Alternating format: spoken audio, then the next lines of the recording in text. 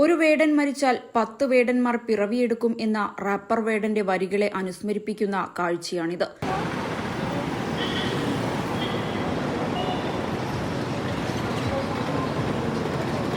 പുലിപ്പല്ല് കൈവശം വെച്ചെന്നാരോപിച്ച് വനംവകുപ്പ് കസ്റ്റഡിയിലെടുത്ത റാപ്പ് ഗായകൻ വേടന് ജാമ്യം ലഭിച്ചതിന്റെ ആഹ്ലാദ പ്രകടനം സോഷ്യൽ മീഡിയയിൽ മാത്രമല്ല തെരുവുകളിലും അലയടിക്കുകയാണ്.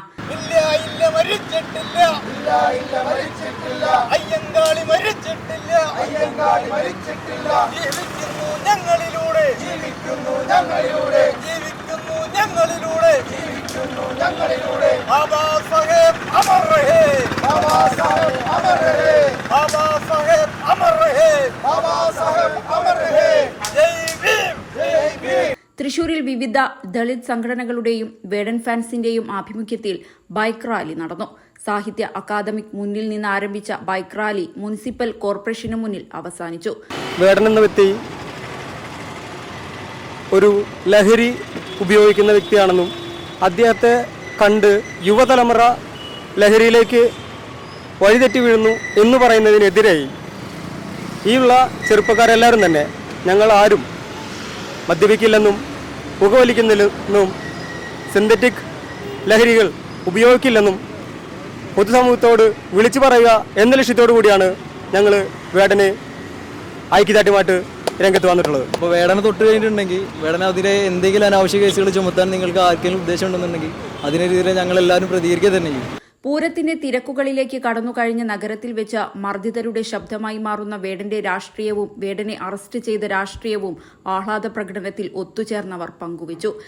കലാപമണിക്ക് ശേഷം കേരളത്തിന്റെ മണ്ണിൽ ഇത്രയേറെ വിപ്ലവാത്മകമായ ഇത്രയേറെ സ്വീകാര്യനായ ഒരു കലാകാരൻ ഉണ്ടായിട്ടില്ല എന്നുള്ളത് സോഷ്യൽ മീഡിയ കാണുന്ന എല്ലാവർക്കും അറിയാവുന്നതാണ്.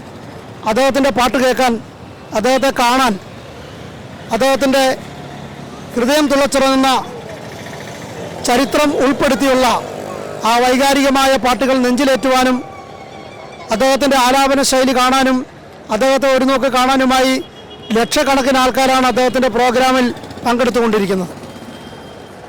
ഒരുപക്ഷെ കേരളത്തിൻ്റെ രാഷ്ട്രീയ മണ്ഡലങ്ങളിൽ നിർണായകമായ തീരുമാനങ്ങൾ സൃഷ്ടിക്കാൻ കഴിയുന്ന ചിന്തോദീപികമായ വരികൾ ഉൾപ്പെടുത്തിയാണ് അദ്ദേഹം ആ റാപ്പ് സംഗീതം ആലപിച്ചുകൊണ്ടിരുന്നത്.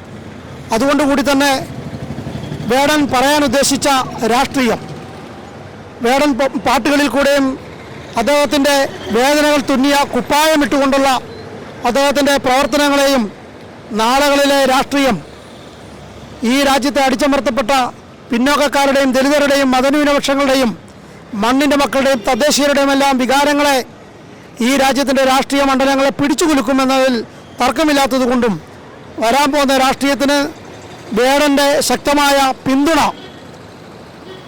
ഈ രാജ്യത്തിൻ്റെ രാഷ്ട്രീയ പാർട്ടിക്കാരുടെ അത്തരം നേതാക്കന്മാരുടെ ഉറക്കം കെടുത്തിയതുകൊണ്ടാണ് ഇത്തരത്തിലൊരു സ്കാം, ഒരു ഗൂഢാലോചന അഥവാ ഇത്തരത്തിലൊരു സംവിധാനത്തിൽ കൂടെ വേടനെ കുടുക്കിയിരിക്കുന്നത്. അദ്ദേഹം മുമ്പോട്ട് വയ്ക്കുന്ന രാഷ്ട്രീയം ഈ രാജ്യത്തെ ജനതയുടെ, മണ്ണിൻ്റെ മക്കളുടെ, തദ്ദേശീയരുടെ രാഷ്ട്രീയമാണ്.